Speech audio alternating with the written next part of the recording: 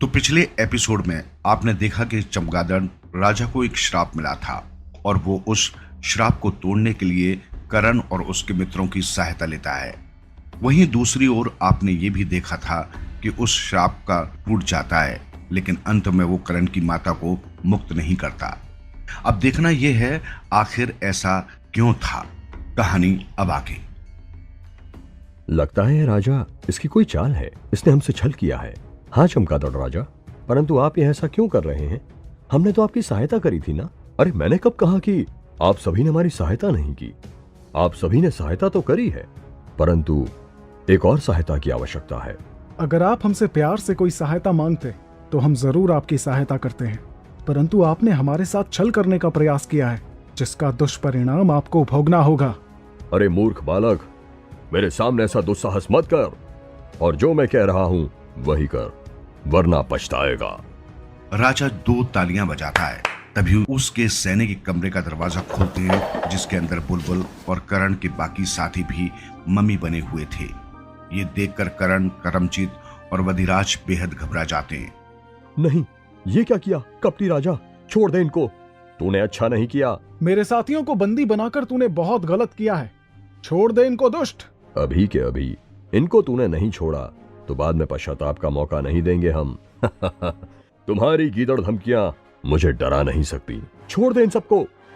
वो तीनों बार बार राजा से बात कहते हैं, लेकिन राजा नहीं मानता है।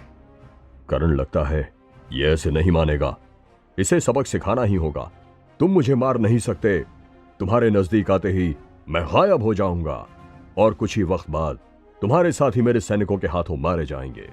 आखिर तुम चाहते क्या हो? क्या मकसद है तुम्हारा? बताओ। यही तो सुनना था, बताओ जल्दी। अब मेरा श्राप तो टूट गया है, तो अब मैं विवाह कर सकता हूं।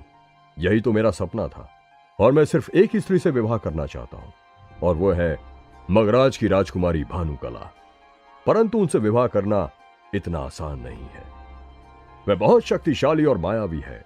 मैंने कई बार उनके सामने शादी का प्रस्ताव रखा, परंतु उन्होंने हमेशा इनकार कर दिया। अब तुम सब मेरा यह काम करोगे तो हम अपनी जान खतरे में डालें, वो भी तुम्हारे विवाह के लिए? कदापि नहीं। तो ठीक है, फिर मरते हुए देखो इन बेचारों को। करमजीत, शांत हो जाओ। अब जो स्थिति है, हमें ना चाहते हुए भी इस राजा की बात माननी ही पड़ेगी, वरना हमारे सब साथी मारे जाएंगे। हाँ करण, ठीक कह रहे हो तुम, और तुम्हारी मां भी तो है यहाँ। हाँ ठीक है, हम आपका यह कार्य कर देंगे। हमें मगराज जाने का रास्ता और वहां का पता बताओ। तो राजा उन सभी को उस जगह का पता बता देता है, और तीनों वहां से चले जाते हैं और मगराज नामक जगह पर पहुंच जाते हैं। यहाँ पर तो बहुत ही ज्यादा सुरक्षा पहरा है, इतने सारे सैनिकों को हम कैसे हरा पाएंगे? ऐसे तो ये सब हमें अंदर जाने नहीं देंगे, क्या करें? तुम परेशान मत हो, अब हमारे अंदर साधारण शक्ति नहीं बल्कि अन्य दिव्य शक्तियां भी आ चुकी हैं। मुझे आशा है कि हम ही जीतेंगे। परंतु कुछ भी करने से पहले हम उनसे बात करने का प्रयास करेंगे, शायद वो समझ जाए और हमें अंदर जाने दे। हाँ, ये तो तुमने सही कहा, पहले आक्रमण क्यों करना?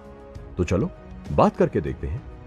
और तभी वो तीनों महल के ओर पास जाने लग जाते हैं, इससे पहले कि वो वहां के सैनिकों से कुछ बातें करते।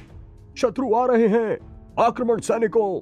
तभी सब सैनिक उन पर आग के तीर बरसाने शुरू कर दिए। बचो, ये तो आग वाले तीर से आक्रमण कर रहे हैं, जल्दी मेरे पास आ जाओ। और तभी करण सही मौके पर अपनी जादुई अंगूठी का इस्तेमाल करके सुरक्षा आवरण तैयार कर लेता है। अब तो इन्हें सबक सिखाना ही होगा, पर कैसे? वो सब तो अभी तक आग बरसा रहे हैं, ये नहीं रुकने वाले। रुकेंगे, सब रुकेंगे। अब देखो मैं क्या करता हूं। तभी करमजीत आवरण से बाहर हाथ निकालकर एक तीर पकड़ लेता है। इससे क्या करोगे अब? इसको अपनी शक्ति से बड़ी आग बनाकर उन पर फेंकूंगा।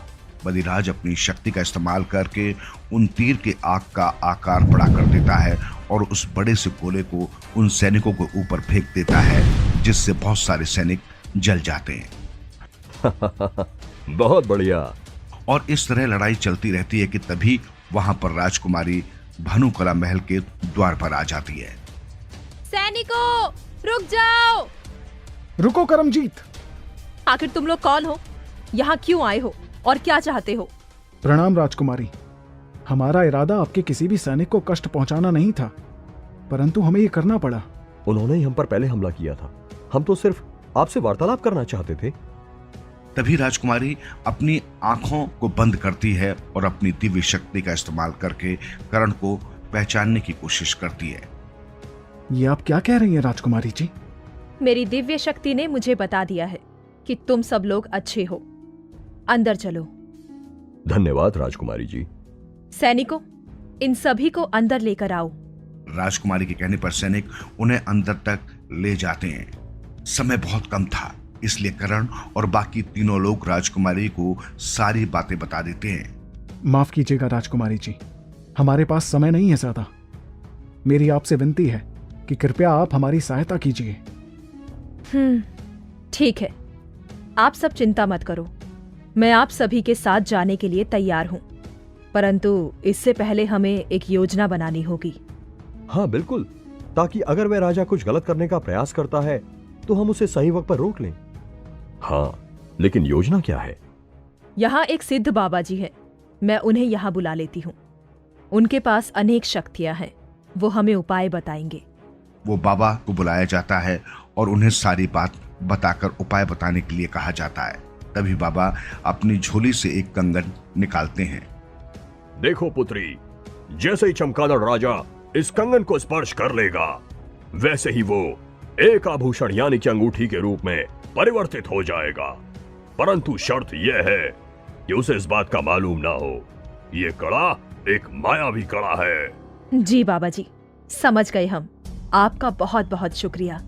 और उसके बाद सारी योजना बनाकर वे सभी लोग चमगादड़ राजा के अड्डे पर पहुंच जाते हैं। राजा राजकुमारी भानुकला को देखकर बहुत ही प्रसन्न हो जाता है और उसकी खूबसूरती में बिल्कुल ही खो जाता है। अरे वाह, तुम सबने तो कमाल ही कर दिया। तुमने वह कर दिखाया है जो आज तक कोई ना कर सका। जल्दी से अंदर आओ, हमारे साथियों को जाने दो अब। अरे जरा रुको, विवाह तो होने दो। मेरे सैनिक तैयारियों में लगे हैं। मैं बहुत ही ज्यादा प्रसन्न हुआ। सभी सैनिक उनका स्वागत करते हैं और राजकुमारी की आरती उतारते हैं। वहीं राजकुमारी ऐसा दिखा रही थी जैसे कि वो राजा से बहुत प्यार करती हो। वहीं वो राजा तो उनकी खूबसूरती में बिल्कुल खो चुका था। महाराज क्षमा कीजिए, परंतु हमें तो कोई गड़बड़ लगती है। आपको थोड़ा सावधान रहना होगा। जैसा कि हमने आपको पहले ही बताया था कि जब राजकुमारी यहाँ आएंगी तो आप उन्हें यहाँ के वस्त्र और आभूषण धारण करने को कहेंगे। ठीक है, तो दासियों, मेरा आदेश है कि राजकुमारी को नए कपड़े और आभूषण दिए जाएं। इन्हें ले जाइए। ये सुनकर राजकुमारी थोड़ा घबरा जाती है, परंतु दासियों के साथ दूसरे कमरे में चली जाती है। राजकुमारी जी, आप अपने सारे आभूषण और कपड़े यहाँ रख दीजिए और ये नए कपड़े पहन लीजिए। राजकुमारी ऐसा ही करती है, लेकिन वो कंगन नहीं उतारती। ये कंगन भी निकालना होगा राजकुमारी जी। ये मेरी नानी माँ ने मुझे दिया था और उन्होंने कहा था कि मैं कभी भी इसे अपने हाथों से ना निकालूं। इसीलिए मैं ये पहने रहूंगी। मुझे क्षमा करें। दासी को राजकुमारी पर शक होता है और ये बात उस मंत्री को बता देती है। वहीं दूसरी ओर राजा शादी के लिए बिल्कुल तैयार था और मंडप भी बिल्कुल तैयार हो चुका था। थोड़ी देर बाद राजकुमारी मंडप पर आती है। राजा उसे देखता ही रह जाता है। वाह, बहुत खूबसूरत, अद्भुत। वही मंत्री बार बार राजा के कान में कुछ कह रहा था, लेकिन राजा अब मंत्री की कहां सुनने वाला था। कहीं इस बेवकूफ राजा के चक्कर में हम सब मारे न जाएं। राजकुमारी भानुकला, आओ, बैठो बैठो। अब तो तुम मेरी ही हो और तुम यहाँ की रानी बनने वाली हो। जी जी हाँ राजा जी। और तभी मकड़ी आकर भानुकला के हाथ पर बैठ जाती है और ये वही हाथ था जिस पर उन्होंने वही मायावी कंगन पहन रखा था। मकड़ी! मकड़ी को देखकर भानुकला बहुत डर जाती है और जोर जोर से चिल्लाने लगती है। बचाओ हमें कोई, हमें बहुत पीड़ा हो रही है। लगता है इस मकड़ी ने हमें काट लिया है। राजा से ये बिल्कुल सहन नहीं होता और वो तुरंत उसके हाथ को पकड़ लेता है। तभी वो मकड़ी गायब हो जाती है। अरे राजकुमारी जी, चिंता मत करिए, सब ठीक हो जाएगा। हम है ना, हम यहां पर हैं तो डरने की क्या बात है, पर ये मकड़ी कहाँ गायब हो गई? अभी पता लग जाएगा। और इतना कहते ही कंगन के प्रभाव से वो राजा एक अंगूठी में परिवर्तित हो जाता है। ये देखकर सभी सैनिक बहुत घबरा जाते हैं। तुम सभी ने देखा ना कि हम सब कितने शक्तिशाली हैं, और हमसे युद्ध करने की सोचना भी मत, वरना तुम सभी का हाल भी ऐसा ही होगा। मंत्री वहां से भागने लगता है, लेकिन राजकुमारी सारे दरवाजों बंद कर देती है। अब भागने का कोई अर्थ नहीं है मंत्री। अब सभी सैनिक राजकुमारी की ही बात मानेंगे। बंद महल में कहां तक भागोगे? ठीक है, मैं आत्मसमर्पण करता हूँ। मैं घोषणा करती हूँ कि ये काला नगरी अब हमारे राज्य में मिला ली जाएगी, और अब से यहाँ की रानी हम हैं। रानी भानुकला की जय हो। सभी लोग रानी की जय करते हैं।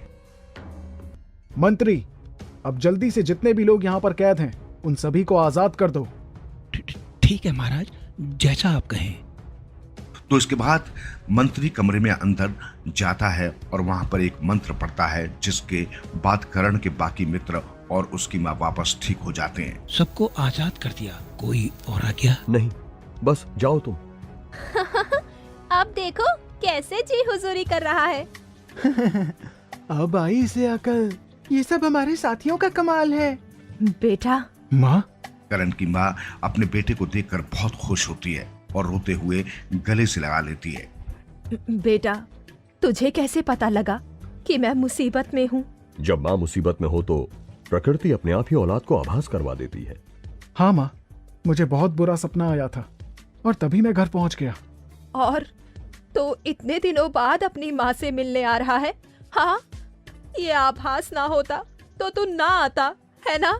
ऐसी बात नहीं है माँ, मैं आपसे बहुत पहले ही मिलना चाहता था, परंतु परिस्थितियां ही ऐसी थी। माँ, मुझे क्षमा करना। हाँ माताजी, ये सब मेरी वजह से हो रहा है कि आपके बेटे को इतना कष्ट उठाना पड़ रहा है। और इसमें करण की कोई गलती नहीं है, वह तो आपको हमेशा याद करता था। कोई बात नहीं बेटा, मेरा बेटा तो किसी की सहायता कर रहा है, जो कि मेरे लिए गर्व की बात है। परंतु क्या करूं, माँ हूं ना, तो कभी कभी ऐसी बातें मुंह से निकल जाती हैं। मत रो माँ, मैं आपको रोते हुए बिल्कुल नहीं देख सकता। हाँ बेटा, नहीं रहूंगी। अरे टॉबी, यहाँ आओ माँ के पास। हाँ माँ, आता हूँ। माताजी, आपका पुत्र कोई साधारण बालक नहीं, बल्कि बहुत ही बुद्धिमान और बहुत ही वीर बालक है, जिसका कोई जोड़ नहीं। तो भानुकला करण की बहुत तारीफ करती है और उसे सारी बात बताती है, जिसे सुनकर करण की माँ तो बहुत प्रसन्न हो जाती है। जुग जुग जियो मेरे लाल। माँ, हम भी तो हैं, अब थोड़ी थोड़ी शक्ति हमारे अंदर भी आ गई है। हाँ, और हम भी तो हैं। हाँ, हमें भी आपके आशीर्वाद की जरूरत है। हाँ हाँ, सबके पास आ रही हूँ। और इसके बाद वो करण के बाकी साथियों को भी प्यार से गले लगाती है और आशीर्वाद देती है। थोड़ी देर बाद सभी भानुकला को प्रणाम करके वहां से चले जाते हैं। चलो, सब मेरी पीठ पर सवार हो जाओ। हाँ, आ रही हैं सवारियां। बदिराज सबको अपनी पीठ पर बैठाकर जाने लगता है और तभी बीच रास्ते में अचानक से तूफान आने लगता है। ओहो, बहुत तेज तूफान आ रहा है। कहीं फिर से कोई मुसीबत ना आ जाए। अब तो हर पल यही लगता है कि कुछ गड़बड़ होने वाली है। हाँ, बहुत तेज है हवाएं। हमें नीचे उतरना होगा, नहीं तो चोट लग सकती है। हाँ बेटा, हम सबको नीचे उतारो। और बदिराज सभी को नीचे ले जाता है और सभी लोग उसकी पीठ से नीचे उतर जाते हैं। कहीं ये तूफान ज्यादा तेज ना हो जाए। तूफान को देखकर तो लग रहा है जैसे कि तूफान ज्यादा ही होगा भाई। तो सभी लोग बचने के लिए उस बड़े से पेड़ के पीछे चलो, जल्दी, हवाएं तेज हो रही हैं। सभी लोग पेड़ के पीछे जाते हैं और वहीं पर छुप जाते हैं और तभी तूफान बहुत तेज हो जाता है। ये तो और तेज हो गया। देखो, आसपास के पेड़ भी उड़ रहे हैं।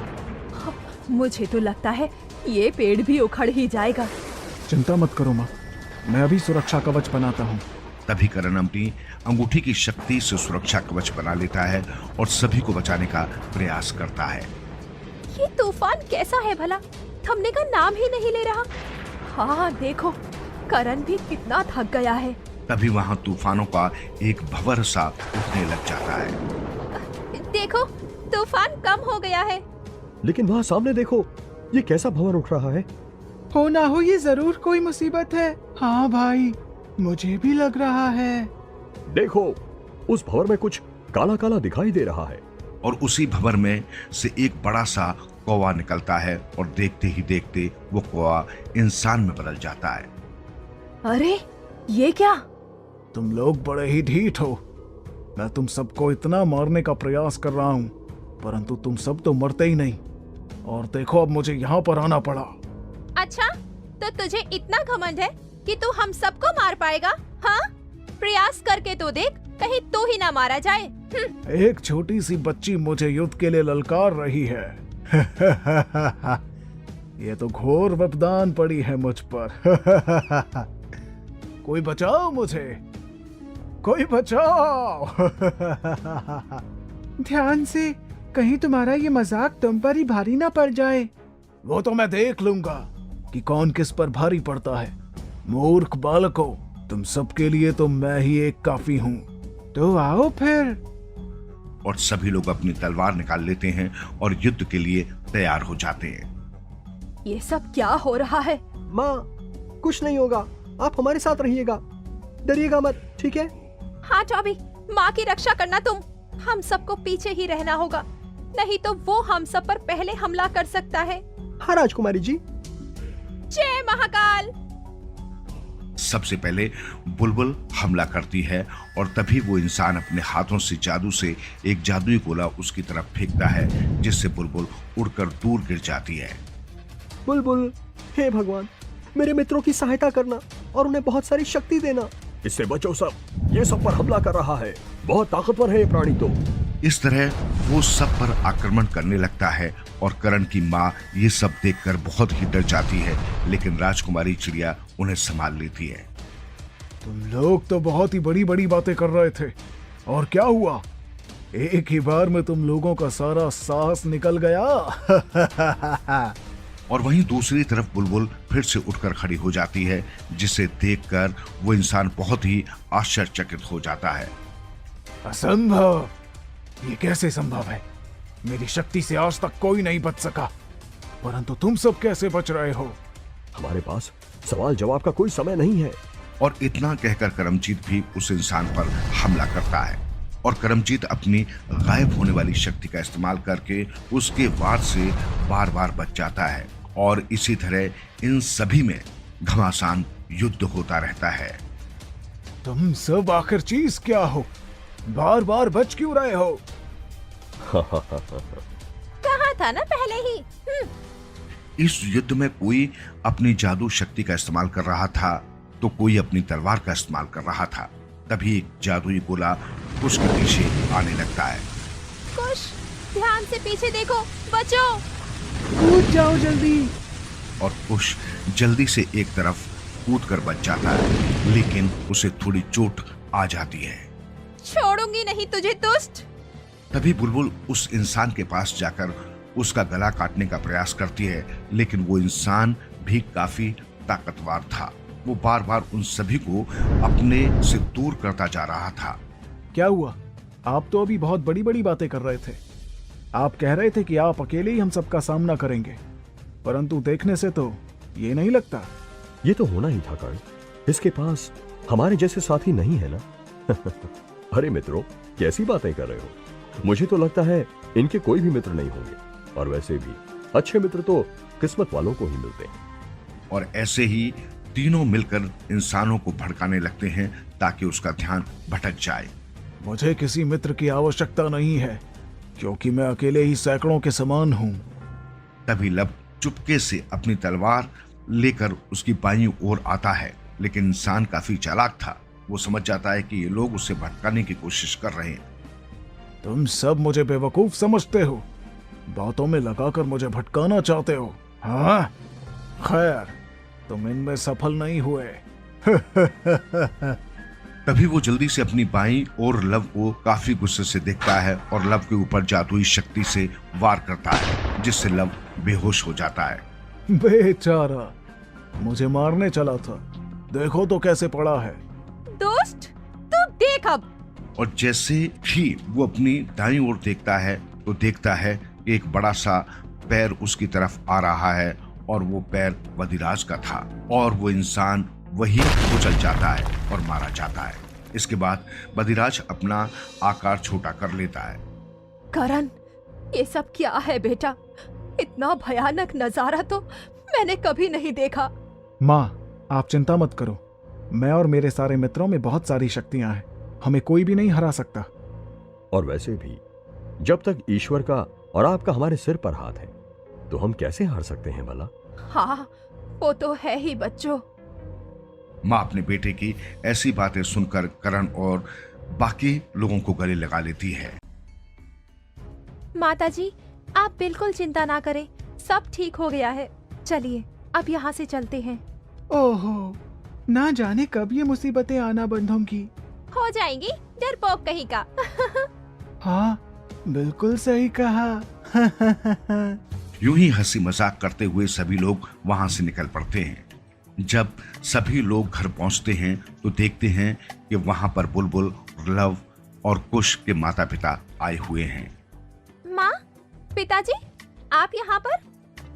बेटा, 2-3 दिन बीत गए, तुम लोग यहाँ पर थे नहीं तो हमें चिंता हो रही थी। माँ, चिंता करने की कोई आवश्यकता नहीं है, हम सब बिल्कुल ठीक हैं। देखो, मैं ठीक लग रही हूँ ना? आप सब बैठिए, मैं बताती हूँ क्या हुआ था।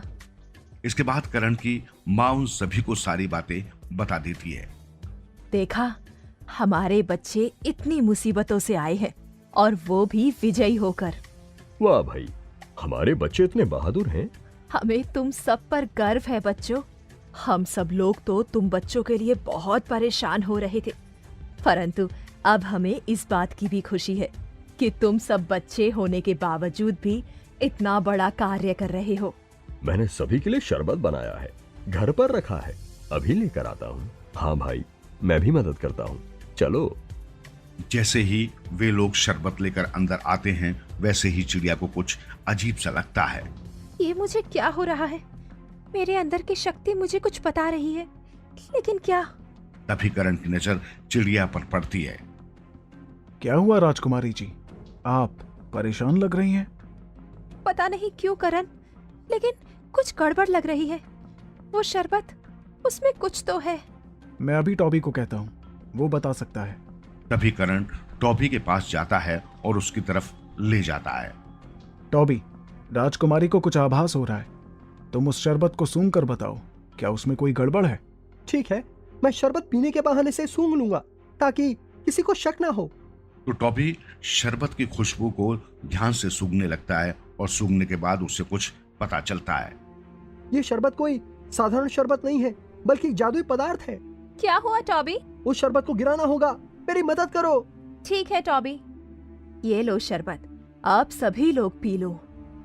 काफी थक गए होंगे, इससे राहत मिलेगी। हाँ, लाइए भाभी जी।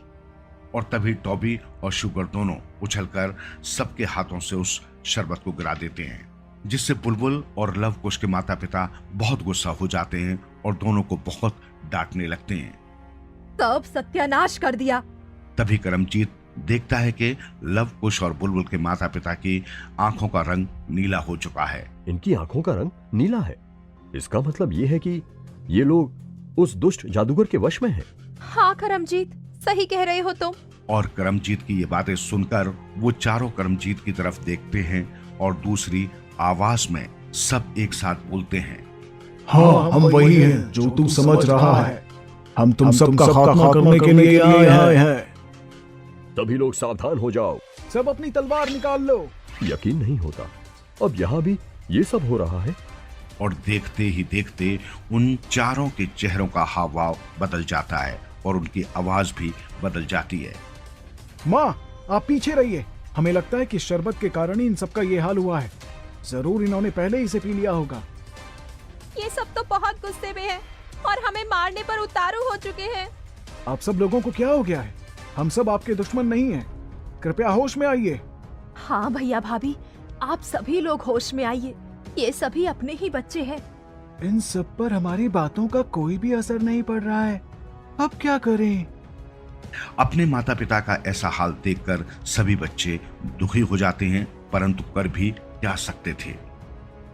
हमें यहाँ से जाना होगा। हम इन पर हमला भी तो नहीं कर सकते। जल्दी चलो। सब लोग पीछे के दरवाजे से बचाव करके निकल जाते हैं। तो जैसे तैसे कर वे लोग भागने में सफल हो जाते हैं और घर से दूर भागने लगते हैं। हाँ, शुक्र है बाहर निकल आए। चलते रहो, अभी हमें रुकना नहीं है। नहीं, रुको, वो देखो सामने। थोड़ी दूर भागने के बाद वो एक बड़े बरगद के पेड़ के पास अचानक रुक जाते हैं और वहां पर देखते हैं कि पूरे गांव के लोगों ने उन्हें घेर रखा है और वो सारे लोग भी बिल्कुल बदले से दिख रहे हैं। ये क्या? ये तो कल्पना से बाहर था। ये क्या हो गया? लगता है पूरा गांव ही ऐसा हो गया है। हे प्रभु, अब क्या होगा? समझ नहीं आ रहा कि अब क्या करें। अब हमारी सहायता सिर्फ ईश्वर ही कर सकते हैं। हाँ, ये सब लोग मासूम हैं। इन सब में इनकी कोई गलती नहीं है। हम इनका खात्मा भी नहीं कर सकते हैं। करण, आखिर अब करें क्या? ये तो हमारी तरफ आ रहे हैं। अब कहाँ जाएं? हम चारों ओर से घिर गए हैं। तभी गांव की भीड़ इनकी तरफ ही बढ़ने लगती है। ऐसे में उनको कोई उपाय नहीं सूझ रहा था। तभी अचानक पेड़ से एक सरदार जी उतरते हैं। ओए ओए, चिंता ना करो जी, ਅਸੀਂ आएंगे। हाँ जी, शेर नाल पंगा और तेंदर नाल दंगा महंगा पड़ सकता है। और इतना कहकर अपनी मुट्ठी खोलता है और उसकी मुट्ठी में एक चमत्कारी मिट्टी होती है। तो वो उस मिट्टी को भीड़ की तरफ फेंक देता है और उनमें से कुछ लोग सही हो जाते हैं। वाह, ये तो कमाल हो गया। किसी को चोट भी नहीं पहुंच रही। मैं तो क्या सी जी, हुण देखो जी, सारे सही हो जाएंगे।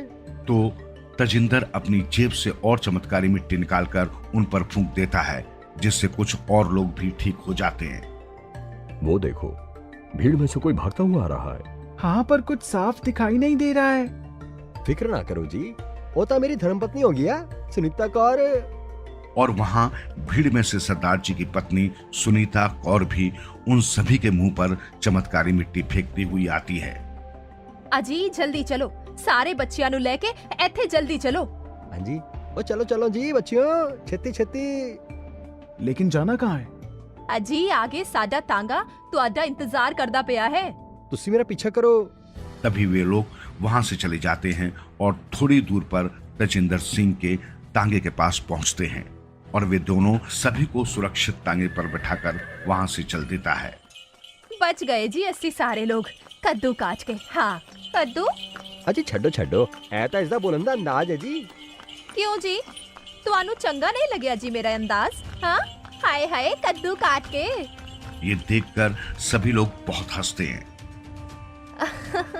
हाँ हाँ, क्यों नहीं, आपका अंदाज तो बहुत ही अच्छा लगा। लगता है आपको कद्दू बहुत पसंद है। ओ जी नहीं जी, एहो जी तो कोई गल नहीं है। वैसे तुसी लोग पंजाबी तो बोल लेंदे हो या ना? नहीं, हम पंजाबी नहीं बोल सकते, लेकिन थोड़ा बहुत समझ लेते हैं। ओ चलो अच्छा है, मैं हिंदी बोल लेता हूँ फिर। शेर से पंगा और तेंदर से दंगा महंगा पड़ सकता है। लेकिन मुझे समझ नहीं आता कि आखिर सारे गांव वालों को क्या हुआ था। अजी गांव से कुछ लोग मेरे पास आए थे। वो लोग बोल रहे थे कि गांव में सभी लोग अजीब अजीब हरकतें करते पाए और तभी जदों मैं देखने गया तो गांव का वो हाल हो गया था। उस पल मेरे दिमाग से कोई उपाय नहीं आ रहा था, लेकिन अब मेरे पास एक कल आ गया है। ये मिट्टी, इसका इस्तेमाल मैंने आप सभी को बचाने के लिए किया था और देखा ना कि वे उन लोगों को धूल चटा दी, क्योंकि शेर से पंगा और तेंदर से दंगा महंगा पड़ सकता है। आपकी हिंदी अच्छी है बहुत। हिंदी च थोड़ी पंजाबी। हाँ, और मैं कह रही थी कि गांव वालों का ये हाल कुएं का पानी पीने बाद होया है, कद्दू काट के। हाँ, गांव के लोग कई दिनों से उस पानी का इस्तेमाल कर रहे हैं और उनका ये हाल सुबह के 8 बजे से लेकर शाम के 6 बजे तक रहता है। हाँ, और वो शरबत भी कुएं के पानी से ही बना होगा। हाँ, ये सब उसी जादूगर का काम होगा। उसी ने अवश्य कुएं के पानी को जादुई बना दिया होगा। करण, अब कोई उपाय ढूंढना होगा। इसके बाद सभी लोग सरदार जी के घर पहुंच जाते हैं। सरदार जी, मेरे पास एक उपाय है। हम कुएं के पानी में आपकी जादुई मिट्टी मिला देंगे, जिसके बाद सभी लोग ठीक हो जाएंगे। हाँ जी, काफी चंगा उपाय है जी। बस हम प्रार्थना करते हैं कि ए उपाय काम कर जावे। तो ये काम हमें रात में ही करना होगा। हाँ, वही समय सुरक्षित रहेगा। और तभी सभी लोग रात होने का इंतजार करते हैं। जैसे ही रात होती है और सरदार जी करण, करमजीत, वधिराज गांव में जाते हैं और गांव के कुएं में उस जादुई मिट्टी को मिला देते हैं। वही सुबह होती है और सभी गांव वाले उस पानी को अपने दैनिक कार्य में इस्तेमाल करने लग जाते हैं। अब आज का दिन हमें इंतजार करना होगा और कल फिर से किसी को गांव में जाकर देखना होगा कि सब ठीक है या फिर नहीं। ओ मैं जाके देख के आऊंगा। तो अगले दिन तजिंदर गांव से होकर वापस अपने घर आता है। अजी वाह पुत्र करण, तुम्हारा जवाब नहीं। क्या योजना बनाई सी? गांववासी तो बिल्कुल चंगे हो गए। फिर मैं कहूंगा ओ जी, शेर से पंगा और तेंदर से दंगा महंगा पड़ सकता है। ये सब आपकी वजह से हुआ है। आप ही ने हमें वो मिट्टी दी थी। बहुत बहुत धन्यवाद आपका। इसके बाद करण और उसके सारे साथी वापस गांव में जाते हैं और अब वहां सब ठीक हो गया था। लवकुश और बुलबुल सब अच्छे से अपने माता पिता से मिलते हैं। गांव के सभी लोगों को सच्चाई बताई जाती है, जिसे सुनकर गांववासी बहुत ही ज्यादा आश्चर्यचकित हो जाते हैं और सभी लोग करण, सरदार जी और उसकी पत्नी का शुक्रिया अदा करते हैं। हमें नहीं पता हम क्या कर रहे थे। लेकिन आपकी वजह से आज हम सब बच गए हैं। आपका बहुत बहुत धन्यवाद। हम आपके आभारी रहेंगे हमेशा। देखा, गांव वाले आपके एहसानमंद हैं। आपने ही उन्हें बचाया है। अजी कोई नहीं जी, कद्दू काट के वो तो हमारा फर्ज सी जी। हाँ, ये सुनकर सब हंसने लगते हैं और सभी खूब बातें करते हैं, जिसमें काफी वक्त निकल जाता है। चलो बच्चों, बहुत देर हो गई है। तुम सभी लोगों को भूख लगी होगी। चलो, मैं पूरी और हलवा बनाकर लाती हूँ। हाँ, हम भी आते हैं कद्दू काट के। लेकिन बहन जी, कद्दू नहीं बन रहा है। हम तो हलवा पूरी बनाएंगे। अरे नहीं जी नहीं, है तो इनका बोलने का अंदाज है। शेर से पंगा और तेंदर से दंगा महंगा पड़ सकता है। हाँ जी, हम भी सभी के लिए खीर बनाएंगे। इतनी बड़ी बला टली है, इसका तो जश्न होना चाहिए। हाँ भाभी जी, ये तो आप बिल्कुल सही कह रही हैं। आज सभी गांववासी मिलकर जश्न मनाएंगे और हलवा पूरी और खीर खाएंगे। चलो, सब लोग जितना बन पड़ता है अपने घर से राशन ले आओ। हम सब मिलकर एक साथ बनाएंगे, सब गांव वालों के लिए। टॉबी ये सुनकर बहुत खुश हो जाता है और खुशी से उछलने लगता है। आहा, आज तो बहुत ही आनंद आने वाला है। हलवा पूरी खीर, वाह वाह वाह वाह। हाँ हाँ बिल्कुल, सानू भी मजा आऊंगा खा के। ये देखकर शुगर भी उसके साथ उछलने लगती है। हाँ टॉबी, मुझे तो अभी से ही बहुत मजा आ रहा है। तो सभी गांववासी अपने घर से जितना हो सके उतना राशन लाते हैं और एक जगह मिलकर ढेर सारा खाना बनाते हैं। वहीं गांव के वासी काफी खुश थे। सभी लोग खाना बनाने के बाद साथ में भोजन भी करते हैं। आज तो दिन ही बन गया। इतना स्वादिष्ट भोजन, आहा, ऐसा लग रहा है जीवन में पहली बार अच्छा खाना मिला है। तुम सबको पता नहीं, लेकिन मैंने तो पहली बार ही इतनी सारी माओ के हाथ से बना खाना खाया है। बहुत ही अच्छा है। माँ के हाथ में तो जादू होता है। हाँ, सही कहते हो करमजीत। और इस प्रकार वो दिन सबके लिए काफी अच्छा जाता है। जी हुण हो गई पेट पूजा, हुण करना काम दूजा। हाँ, चलो जी, थोड़ा घूम फिर के आंदे आ जी। हाँ, पेट फुल हो गया है खा के, ते गांव भी तो देखना है मैनू। तजिंदर और सुनीता घूमने निकल जाते हैं पर वापस नहीं आते। वही रात में करण और उसके साथी सब एक साथ सोते हैं। लेकिन अगले दिन सारी खुशी तो मानो खत्म होने वाली थी। सुबह के वक्त करण और उसके सभी साथी सो रहे थे, लेकिन बाहर शोर मचा था। भागो, भागो जल्दी। बचो इससे, मार देगा ये हमें। छोड़ दे मेरे बच्चे को, कोई बचाओ, बचाओ। शोर से अचानक करण की आंखें खुल जाती हैं और बाहर से आती हुई आवाजें सुनकर वो घबरा जाता है और अपने सभी साथियों को उठाता है। जल्दी उठो सब, बाहर शोर हो रहा है। ओह, अब ये सुबह सुबह क्यों इतना शोर हो रहा है? जल्दी चलो, लग रहा है कि बाहर मुसीबत आन पड़ी है। जैसे ही वो बाहर निकलता है तो वो देखता है कि एक बड़े से चमगादड़ ने 10 साल के बच्चे को आसमान में उड़ा रखा है और वो उसे नीचे गिराने वाला है। छोड़ दे मेरे बच्चे को, हे भगवान बचा लो कोई। ऐसा मत करो, आखिर तुम हो कौन और चाहते क्या हो? मैं किसी को जिंदा नहीं छोड़ूंगी, सब मरेंगे, सब। और उसकी आवाज से करण को पता चल जाता है कि वो मादा है और थोड़ी देर में उस बच्चे को नीचे गिरा देती है। नहीं नहीं। करमजीत, जल्दी जाओ, संभालो बच्चे को।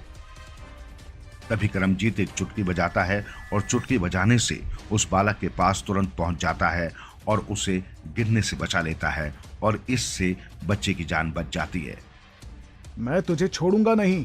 रुक जाओ करण। तभी करण गुस्से में उसके पास जाने लगता है, लेकिन वो चमगादड़ वहां से गायब हो जाती है। ये क्या हो रहा है? तुम ठीक तो हो ना करमजीत? करण। हाँ राजकुमारी, हम ठीक हैं। और तभी भयानक आसमान में काले बादल छाने लगते हैं और दिन में अंधेरा होने लगता है। गांव के लोग डर जाते हैं। अब ये क्या हो रहा है? इतना भयानक मौसम। संभल जाओ साथियों, कुछ गड़बड़ होने वाली है। हाँ, लगता है ये किसी बड़ी मुसीबत के आने का संकेत है। हमें सावधान रहना होगा, बादल घने होते जा रहे हैं। और तभी उन बादलों से अजीब अजीब भयानक आवाजें आने लगती है। ऐसा लग रहा था जैसे कोई जोर जोर से चीख रहा हो और रो रहा हो। ये इतनी डरावनी आवाजें इन बादलों में से आ रही है क्या? हाँ लव, ये कोई साधारण बादल नहीं है करण। गांव वालों को चौकन्ना कर दो, उन्हें बोलो कि छुप जाएं। ठीक है राजकुमारी जी। तो करण जल्दी से ऊंचे चबूतरे पर चढ़ जाता है और सभी गांव वालों को आगाह करता है। आप सभी लोग कृपया करके घर के अंदर चले जाइए, क्योंकि ये बहुत ही खतरनाक हो सकता है। जल्दी जाओ और अपना अपना ध्यान रखिएगा। तभी सभी गांव वाले अपने अपने घर के अंदर जाने लगते हैं, लेकिन सबके जाने से पहले ही अचानक से बादलों से बहुत सारी मादा चमगादड़ बाहर आने लग जाती हैं। वे जोर जोर से शोर मचा रही थीं और हंस भी रही थीं।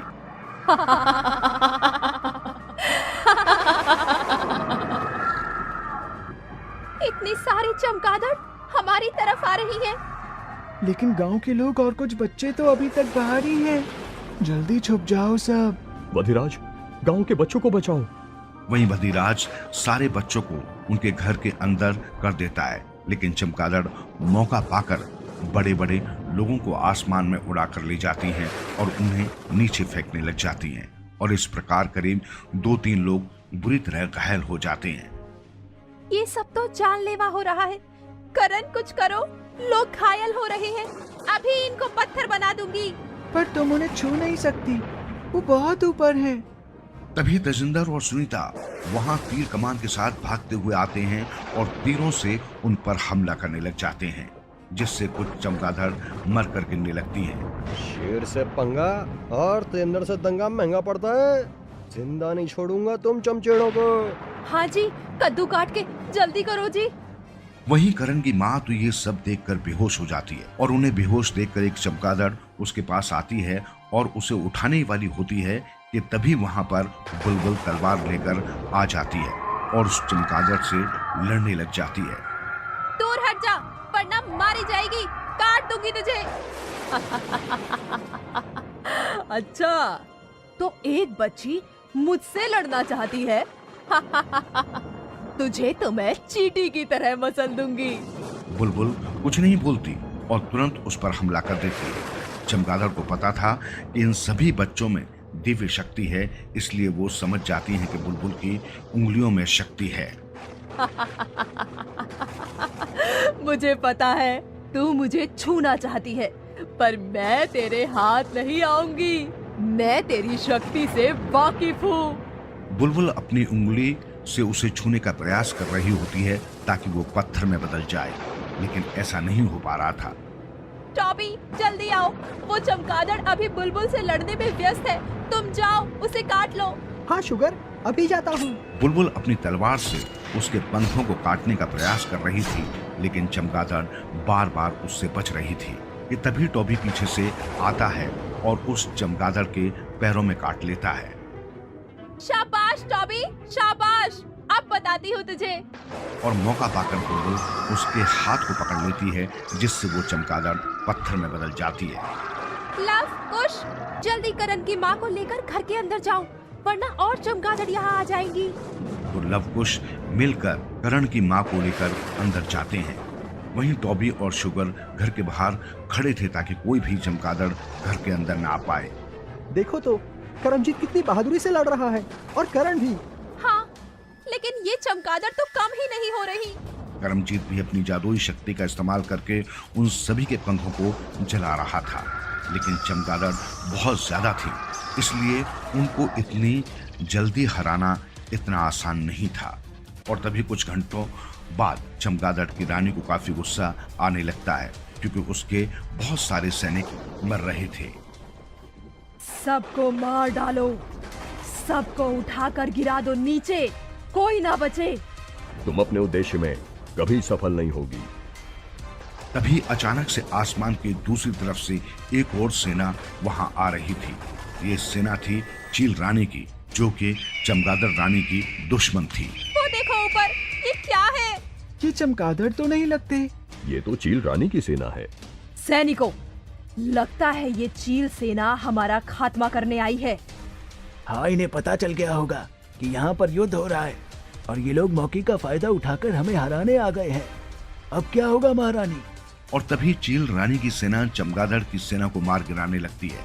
करण बात को समझ जाता है और चमगादड़ की रानी के पास जाता है। आप चिंता मत करो महारानी, आप चील सेना से युद्ध करो, हम आपके साथ हैं।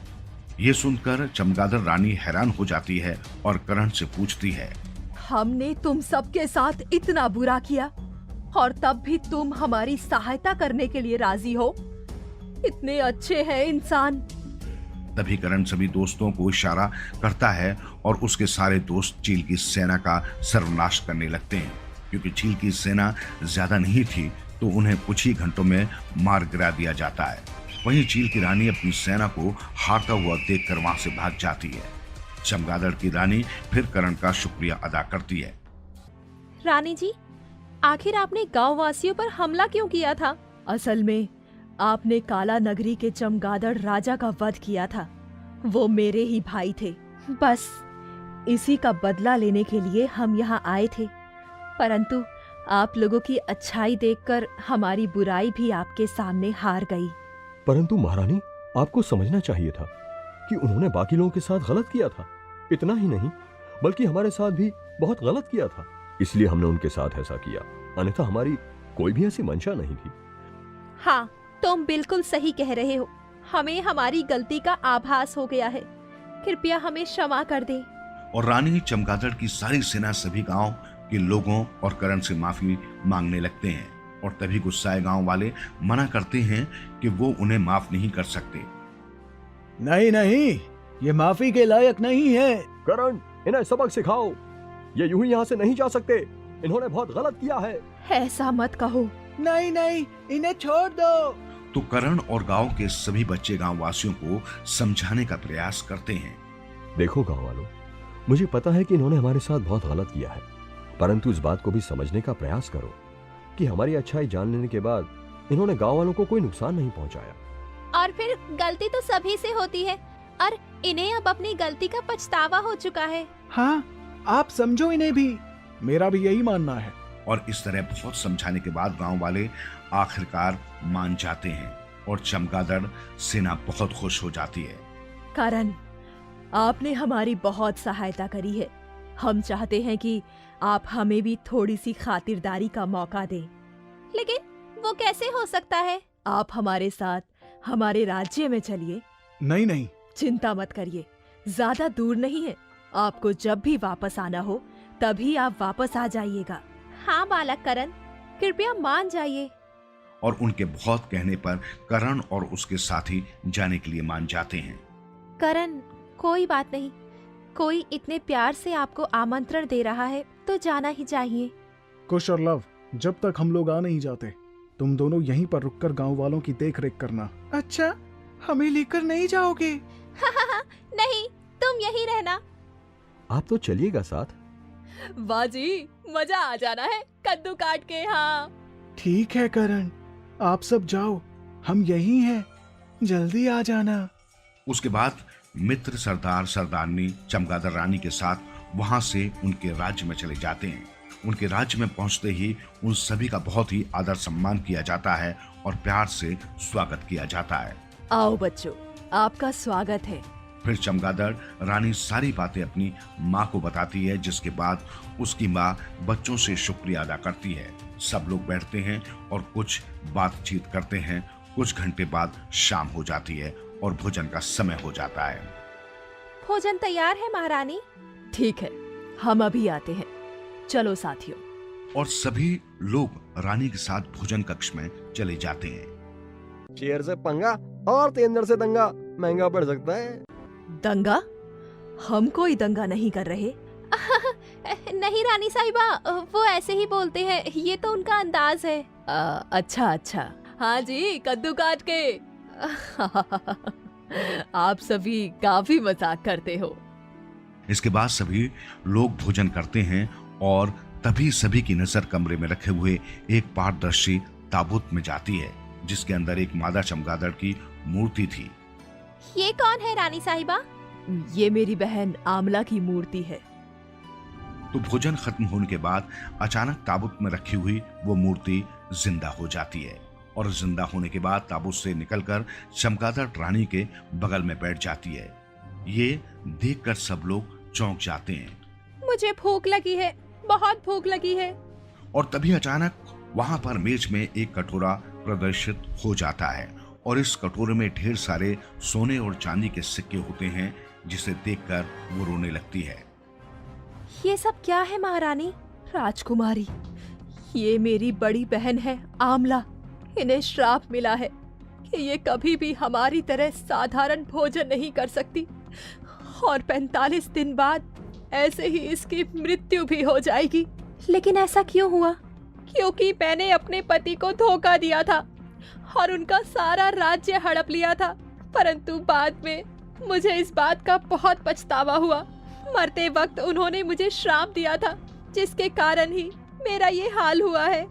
पश्चाताप करने के लिए इन्होंने उस राज्य को भी छोड़ दिया था, परंतु तब भी कुछ नहीं हुआ।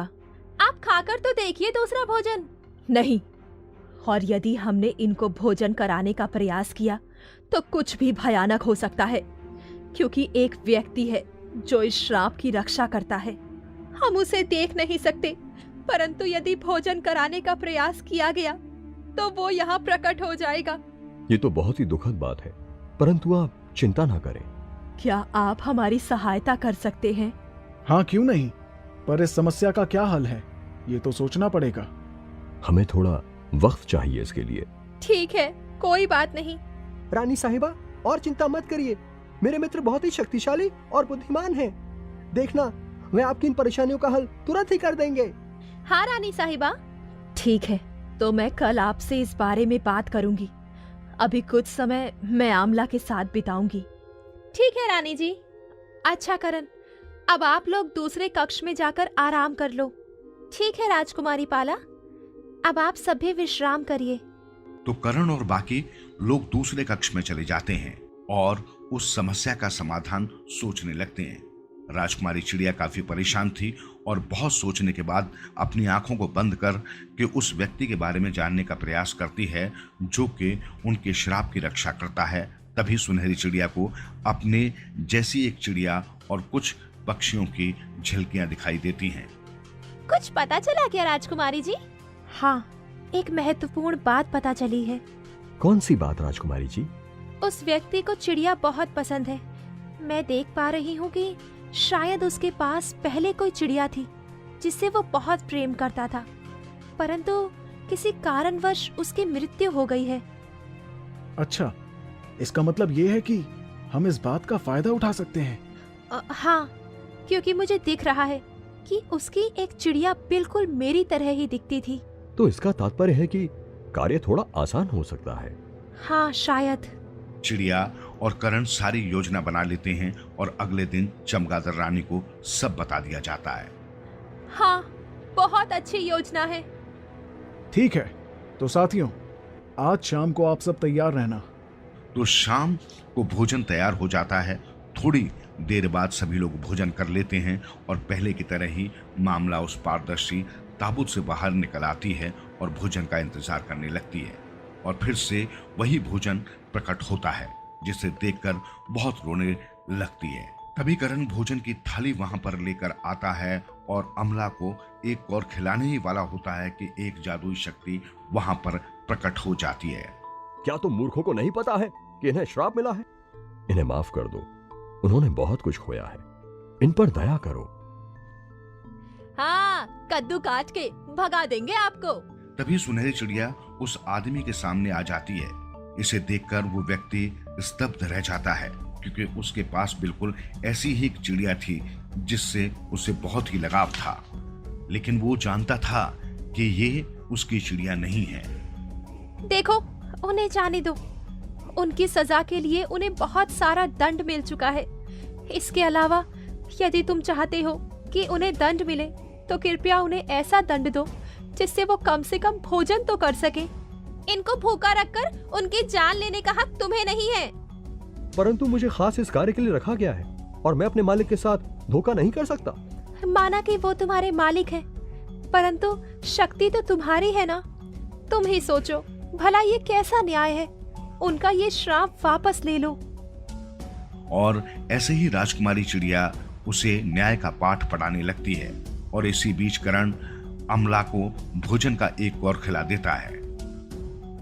अरे ये क्या किया? हाँ, अब इनका श्राप टूट चुका है ना? हाँ, मैं तुम्हारी बात से सहमत हूँ प्यारी चिड़िया, इनका श्राप टूट गया है। अमला खुशी से अपनी बहन को गले से लगा लेती है। वहीं सभी बहुत खुश हो जाते हैं। चमगादड़ रानी का ये किस्सा यही खत्म होता है। लेकिन अभी करण की मुसीबतें खत्म नहीं हुई थी। देखिए क्या होता है अगले एपिसोड में।